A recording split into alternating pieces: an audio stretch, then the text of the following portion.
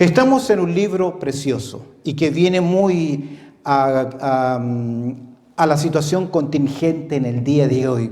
Pedro, en su carta, que es una serie Esperanza para los que sufren, él les está escribiendo a creyentes expatriados que están en la dispersión, están en dificultad y que por causa de su fe están siendo objeto de burla y de acusación. Pero Pedro quiere animarles.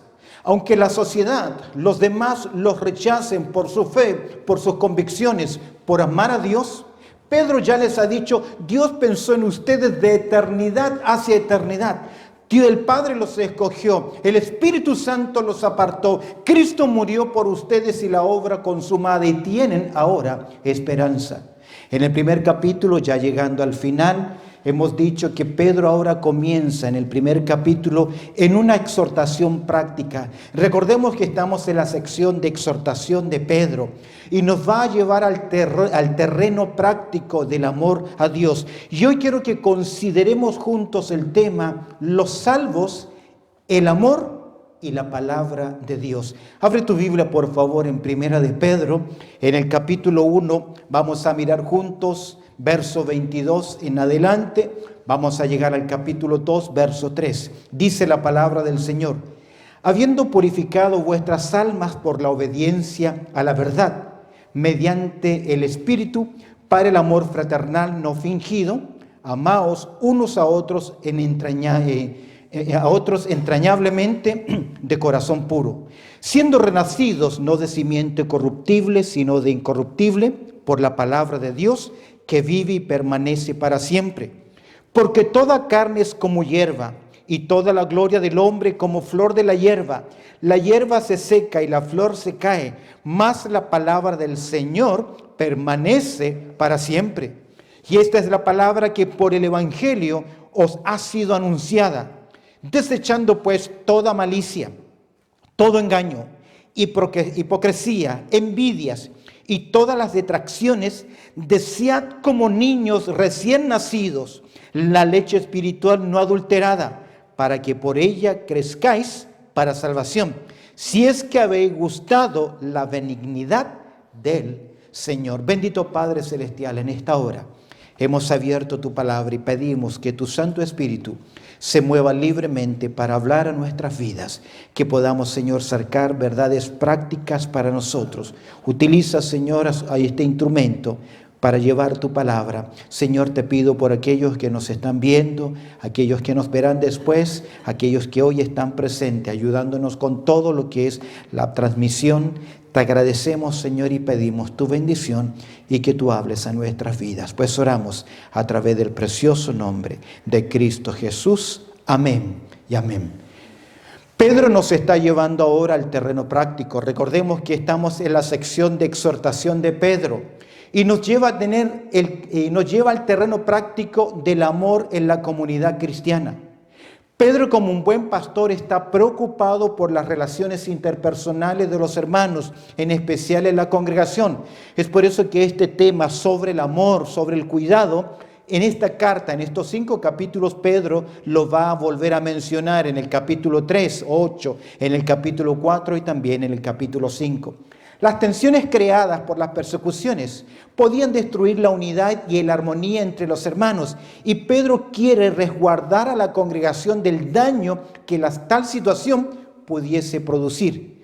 Siendo que los cristianos habían sido rechazados por los demás en sus ciudades y pueblos, necesitaban más que nunca el apoyo y la aceptación de sus hermanos en la fe. Y esto es importante. Y quiero que veamos rápidamente cómo Pedro nos va a recordar estas verdades. Por lo tanto, Pedro les recuerda lo siguiente. ¿Qué es lo que Pedro les va a recordar? Al mirar el verso 22, la primera parte, y el verso 23, encontramos en primer lugar lo que primero Pedro quiere que ellos recuerden es la realidad de su conversión. En otras palabras, no se olviden que son pueblo de Dios. No se olviden que son hijos de Dios y que a pesar de que tienen dificultades y problemas, el Dios del cielo está a su favor. Pedro comienza recordándoles una realidad fundamental, la conversión. ¿Recuerdas cuando el apóstol Pablo enseña sobre la armadura, parte fundamental de la armadura es el yelmo de nuestra salvación. ¿Por qué? Porque conforme el hombre piensa, va a actuar. La duda, la incertidumbre se siembra en nuestra mente. Mente vacía, laboratorio o taller de Satanás. Es por eso que debemos renovar nuestra forma de pensar. ¿Cómo lo hacemos? A través del ministerio de la palabra. Y Pedro quiere que no olviden, les presenta la realidad de su conversión. ¿Qué les dice él? Utilizando un hebraísmo, verso 22, dice: habiendo purificado vuestras almas por la obediencia a la verdad. Y Pedro va a utilizar un término que los hebreos conocían muy bien, que era el ritual de la purificación. Cuando Pedro habla de almas, se refiere a la persona, se refiere a los creyentes, se refiere a aquella persona que ha recibido a Cristo como su Salvador personal. ¿Cuándo fueron purificadas sus almas? ¿Cuándo vino esa pureza? ¿Cuándo vino ese cambio interior? Dice Pedro: por la obediencia a la verdad. Y este es un dato interesante, porque cuando se presenta el Evangelio, cuando se predica la palabra de Dios, el hombre debe responder en obediencia al llamado de la palabra de Dios. ¿Por qué los hombres son condenados? Por no obedecer, por no creer, por no responder al mensaje de la palabra de Dios. Y no es a nuestra manera. Tal vez hay alguien que nos está viendo en estos momentos, tal vez nos estás oyendo, querido. El creer en el Evangelio, el obedecer el Evangelio, no es a nuestra manera, es a la manera de Dios. Observa lo que Pablo dice en 2 Tesalonicenses, allá en el capítulo 2, verso 8 y 9. Dice Pablo lo siguiente, enseñando sobre la realidad del juicio a causa de la incredulidad. En llama de fuego, dice Pablo, en llama de fuego para dar retribución a los que, primero, no conocieron a Dios, ni en segundo lugar, ni obedecen al Evangelio de nuestro Señor Jesucristo. ¿Qué va a pasar con aquellos que no conocen a Dios y no obedecen el Evangelio? De hecho, nuestro Señor Jesucristo dijo: y esta es la vida eterna, que te conozcan a ti y a quien tú has enviado. Es por eso que Jesús dice: yo soy el camino, la verdad y la vida. ¿Cuál es la consecuencia? En llama de fuego para dar retribución a los que no conocieron a Dios ni obedecen el Evangelio de nuestro Señor Jesucristo. ¿Qué pasa con ellos?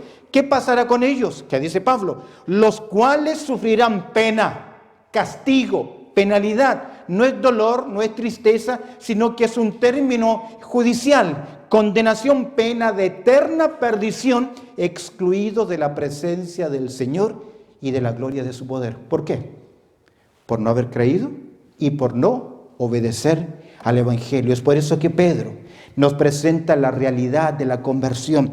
Y él nos dice en el versículo: habiendo purificado vuestras almas por la obediencia a la palabra de Dios, por la obediencia a la verdad.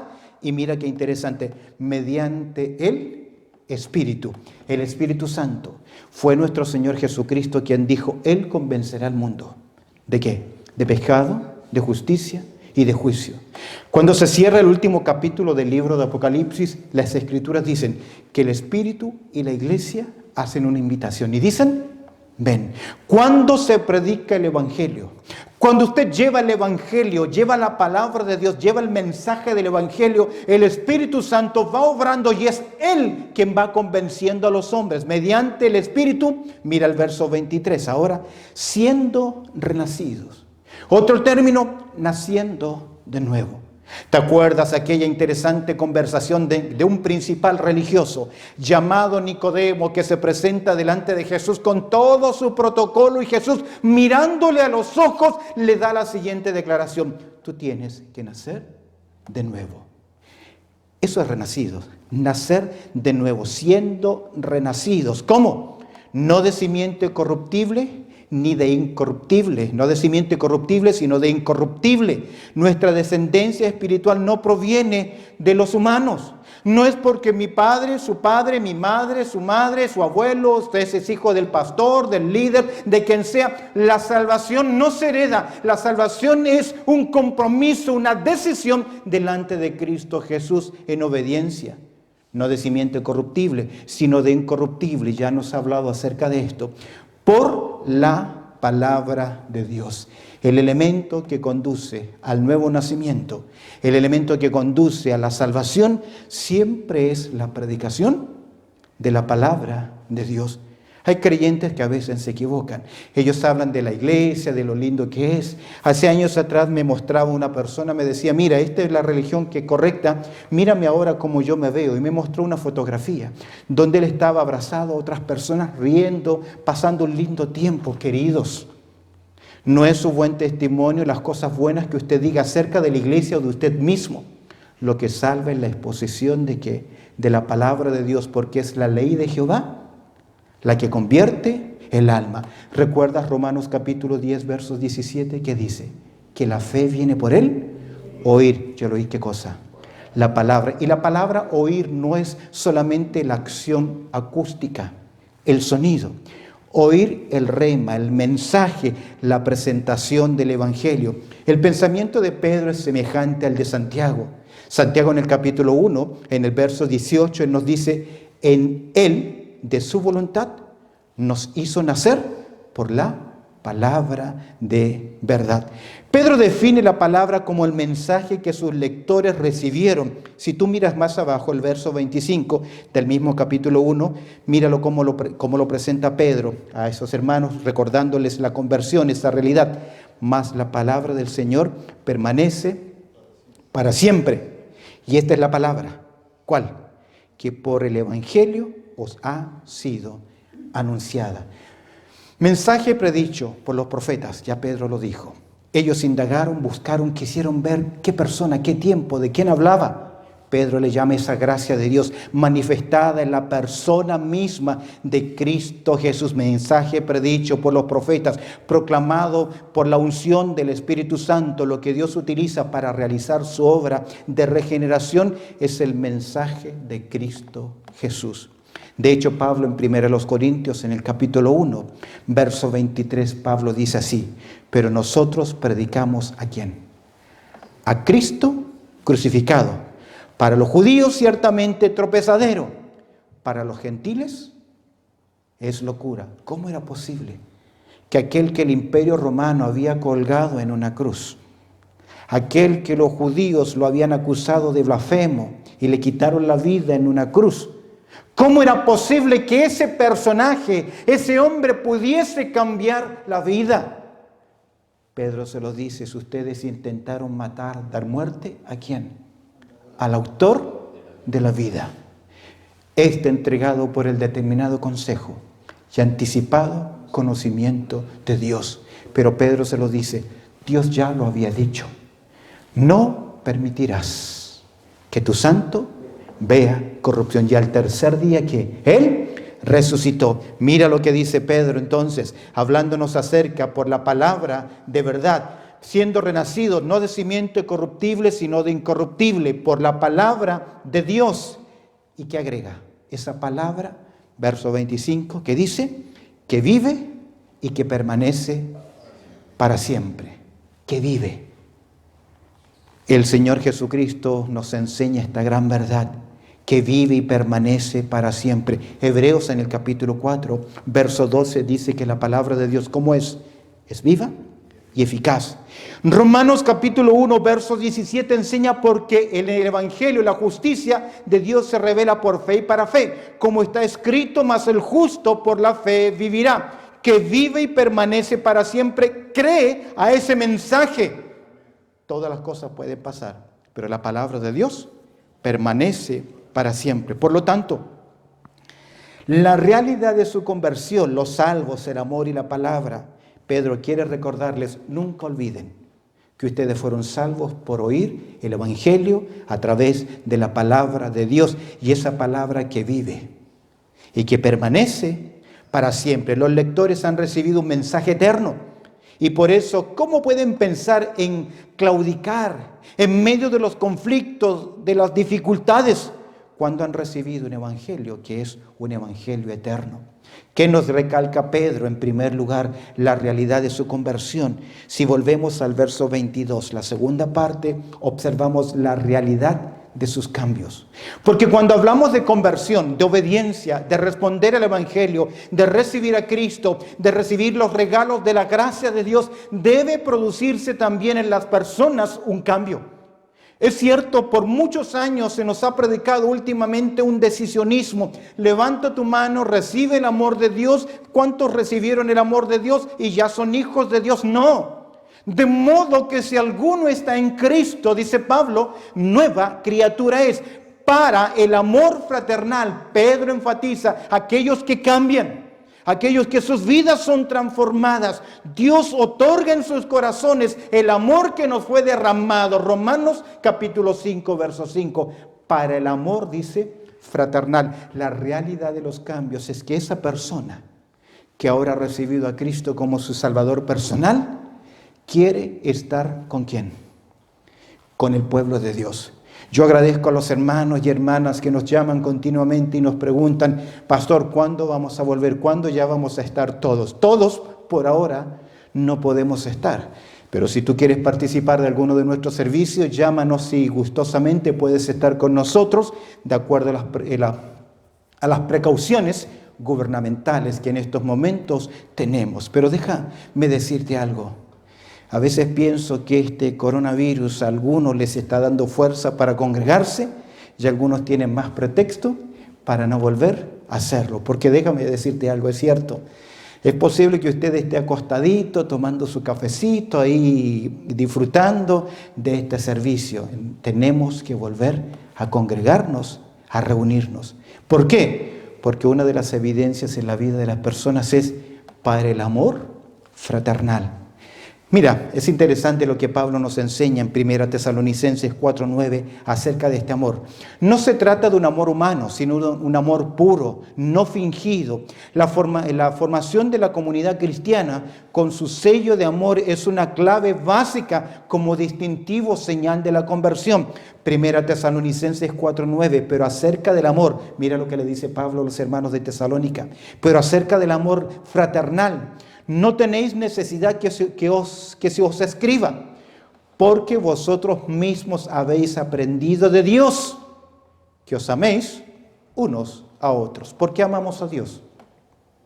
Porque Él nos amó primero, y Él puso su amor en nosotros. Romanos capítulo 12, verso 10, llevando Pablo a los hermanos de Roma al terreno práctico, les dice en verso 10, amaos los unos a los otros. Algunos dicen armaos los unos a los otros, pero no, amaos los unos a los otros, ¿con qué? Con amor fraternal. En cuanto a honra, prefiriéndoos los unos a los otros. Pedro les recuerda a sus queridos hermanos, estaban siendo rechazados afuera, pero eso no es lo que debían ver en la comunidad, sino que por el contrario debían ver amor, cuidado. El texto dice que no debe amor fingido en ellos. Me llama mucho la atención en 1 de Juan, capítulo 3, verso 14, que dice, nosotros sabemos, míralo conmigo, 1 de Juan, capítulo 3, verso 14, nosotros sabemos que hemos pasado de muerte a vida. Mira la evidencia, ¿en cuál? En que amamos a los hermanos. El que no ama a su hermano permanece en muerte. Por ahora los saludos son saludos cordiales, diría yo, con el codo, de distancia. Pero eso no impide el amor fraternal, que el amor, dice que el que no ama a su hermano permanece ¿en qué? En muerte. Tal vez la pregunta sería, ¿cómo estás amando a tu hermano, a tu hermana? ¿Cómo lo haces? Palabras, dice que el amor, Pedro dice que el amor sea ¿qué? Sin fingimiento. La palabra es sin hipocresía, sin disimularlo, en forma genuina, que es obra del Espíritu Santo en nuestras vidas. ¿Recuerdas que el fruto del Espíritu qué es? Es amor en nosotros. ¿Qué estamos haciendo por amor a nuestros hermanos?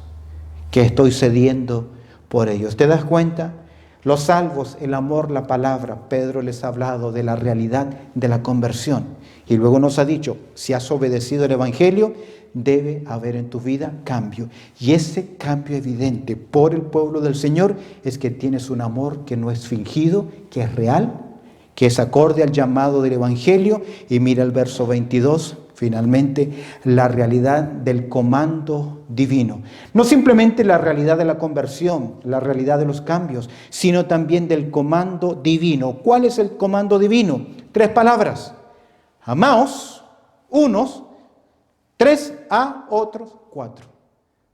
Amaos unos a otros. Es un mandato y no una opción. Es interesante que el término amar acá es agapo, que ya lo conocemos, que es un amor sacrificial, que es un amor que se entrega, y no a algunos. ¿A quienes debemos amar? ¿Qué dice el texto? ¿Amaos qué? Algunos a otros.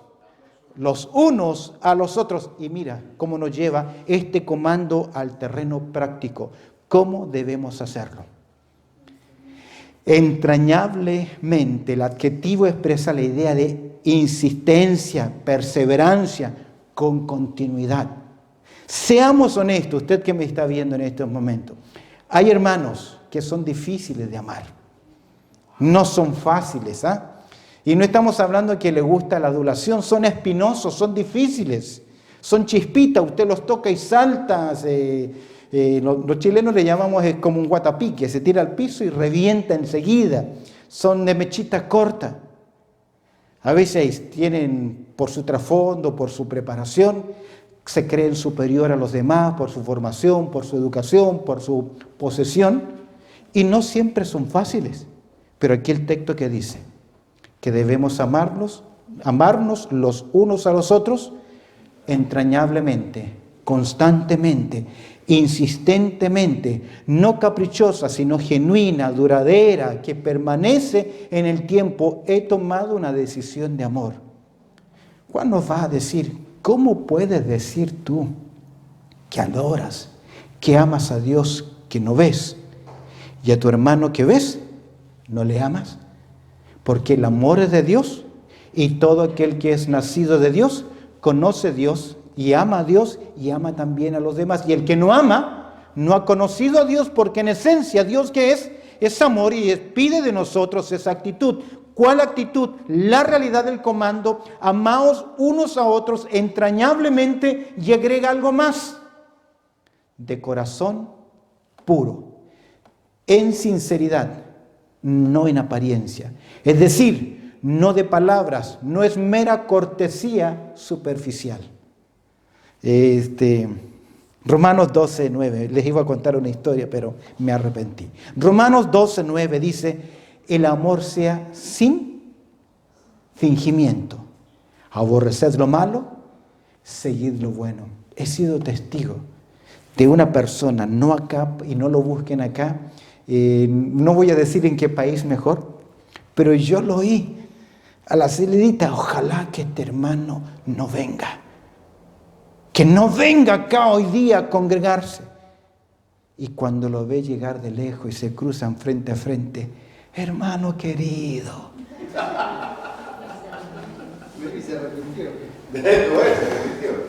Alguien dice, se arrepintió. Lo dudo. Es que el corazón, como es engañoso, y la hipocresía aparente. Romanos 12:9 dice: el amor sea sin fingimiento, por lo tanto aborrece lo malo y sigue solamente lo bueno. Pedro va a reforzar el mandato del amor en el capítulo 4, verso 8, observa lo que dice: y ante todo, tened entre vosotros, ¿qué cosa? Ferviente amor, porque el amor que hará cubrirá multitud de pecados. No es que lo justifica, no es que no los ve, sino que te lleva a poner a un lado y decidir qué cosa: amar. Porque amar como el Señor nos pide es un riesgo, es un gran riesgo, porque ese amor puede ser defraudado, porque nuestro amor es incondicional.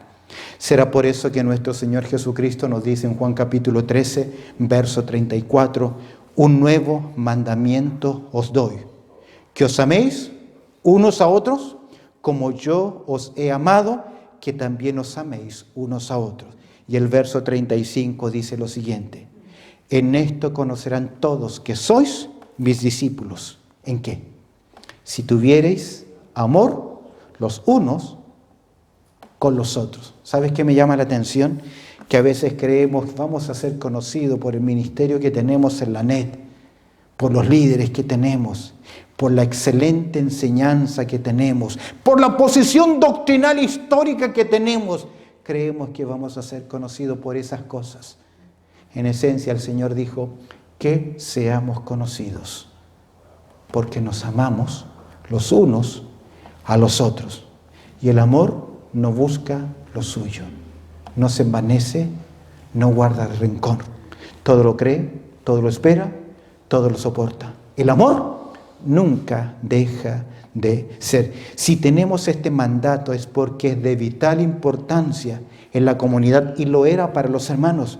Porque ¿dónde necesitaban cuidarse? ¿Dónde los hermanos necesitaban el compañerismo, el amor? En el seno de la familia, porque afuera, en el contexto de la adoración, porque afuera estaban siendo rechazados. El compromiso de amor de Pablo me llama mucho la atención.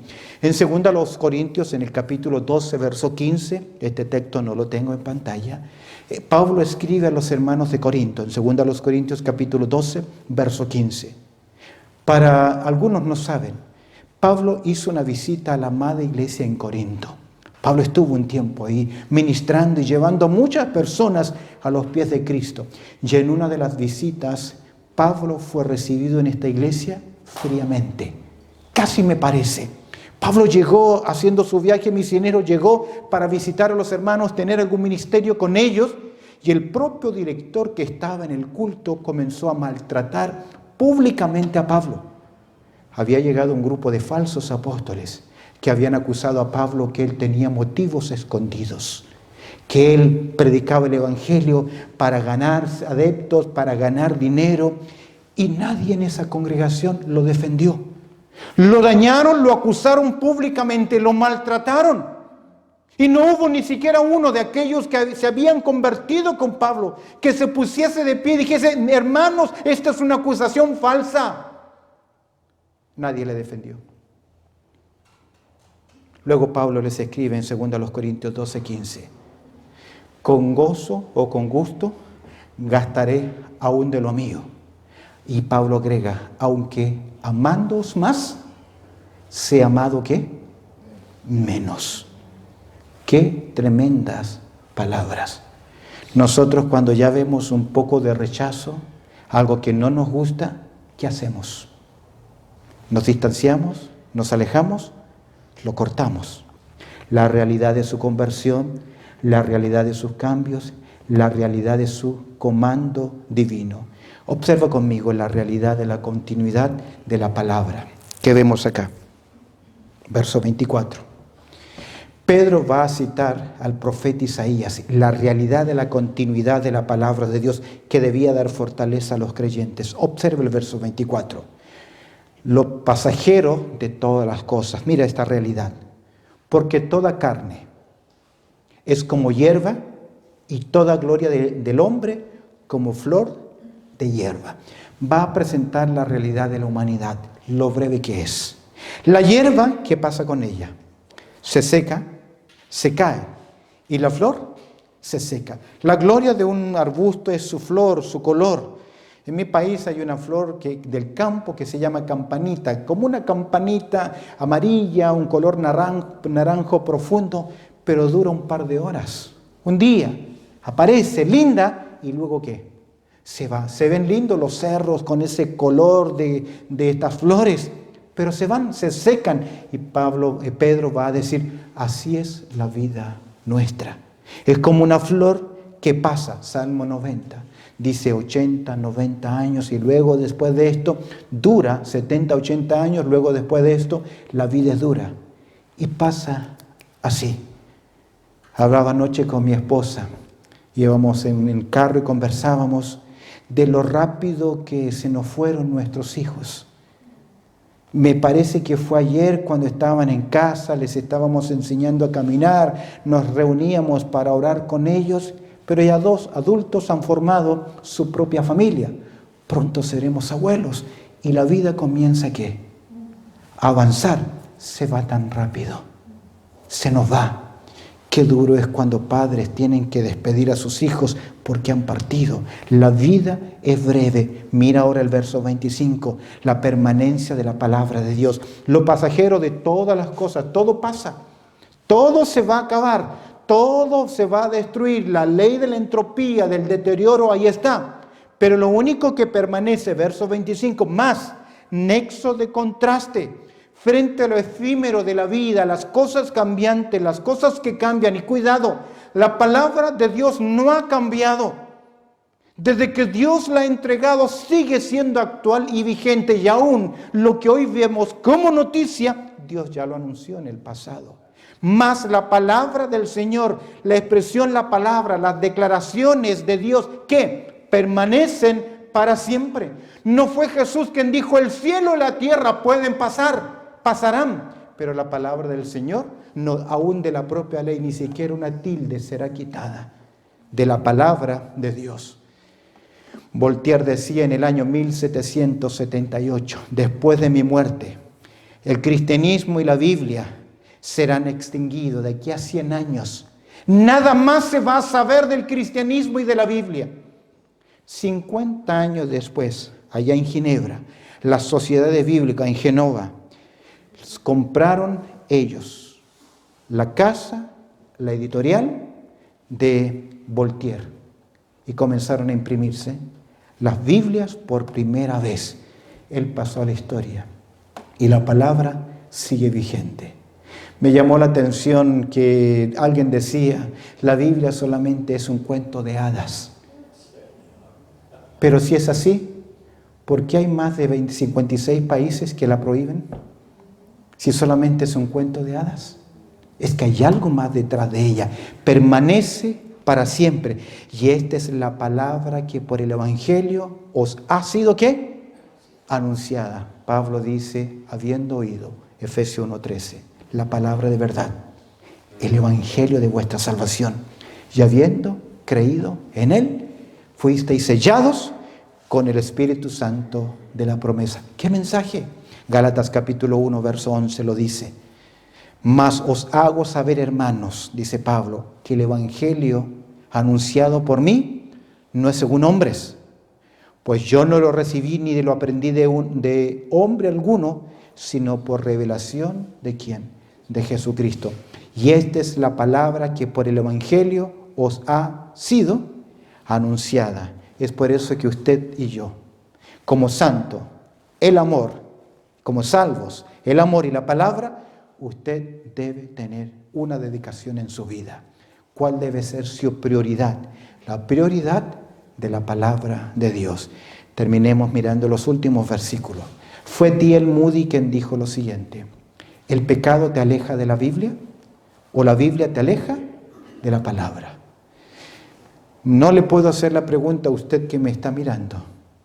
¿Cuándo fue la última vez que usted leyó la palabra del Señor? Que se encontró con ella. Puedo preguntar a los que están hoy presentes, pero no quiero oír respuestas.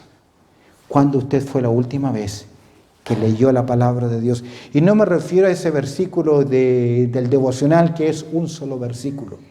Leer la palabra de Dios. Es por eso que Pedro nos dice que debemos desechar lo malo, las malas prácticas. Dice Pedro, desechando pues ¿qué? Toda malicia. ¿Qué más? La malicia tiene que ver literalmente, se refiere al mal corazón. Tiene que ver con lo que esencialmente es malo, tanto en influencia como en efecto. Toda malicia, ¿qué más? Todo engaño, doblez, trampa, esa forma de hablar sin comprometerse, toda hipocresía, toda envidia y toda detracción debe estar aparte de los creyentes. Cada vez que hay pecado en la vida, no habrá hambre por la palabra de Dios. ¿Qué debemos desear? Verso 2. Mira el deseo. Desead como niños. ¿Qué? Recién nacido. ¿Qué cosa? La leche espiritual. Esa palabra espiritual significa racional, con el entendimiento, con lógica. Es decir, estudio que afecte mi mente y mi vida. La leche lógica, la enseñanza contundente, la leche espiritual que no está ¿qué? Adulterada. Es deber de las iglesias enseñar el consejo de la palabra de Dios para que por ella crezcáis ¿qué? Para salvación. ¿Sabes que hoy en día en la net, en la internet, hay tanta enseñanza y tanto error? Y creyentes fácilmente pueden ser llevados al error. De hecho, Pablo dice lo siguiente en Efesios capítulo 4, verso 14, para que ya no seamos ¿qué? Niños fluctuantes, que van cambiando, llevados por doquier de todo viento de doctrina por estratagema de hombres que para engañar, ¿qué hacen? Emplean con astucia las artimañas de ¿qué? Del error, del dolo, del engaño. Finalmente, verso 3, demostrando el poder de la gracia. ¿Qué dice Pedro al final? Nos ha hablado sobre la conversión, sobre los cambios, el comando divino del amor, la realidad de la palabra de Dios, ese mensaje que recibimos y en la realidad de crecer en ella. Observa el verso 3 del capítulo 2. Casi pareciera para nosotros condicional. Si es que habéis gustado la benignidad del Señor. El texto es al revés. El texto está diciendo, ya que has gustado de la bendición, del amor, del cuidado de Dios, tu evidencia va a ser que amas al pueblo de Dios y que amas la palabra de Dios y que estás deseoso de oírla, de crecer, de congregarte, de recibir la palabra del Señor. Poned la mira, dice Pablo en Colosenses, capítulo 3, en las cosas de arriba. Pero ¿sabes qué comienza diciendo? Si habéis pues resucitado. Si usted no ha recibido a Cristo como su Salvador personal, si usted no ha nacido de nuevo, usted no tendrá constancia en amar, ni constancia en el crecimiento de la palabra de Dios. Y toda su vida querrá tomar alimento predigerido. Y no va a crecer en la palabra del Señor. Termino con estas reflexiones. Para reflexionar, los salvos aman al pueblo de Dios. Los salvos se apartan de lo que es pecaminoso, envidia, detracciones, etc. Los salvos anhelan la palabra de Dios.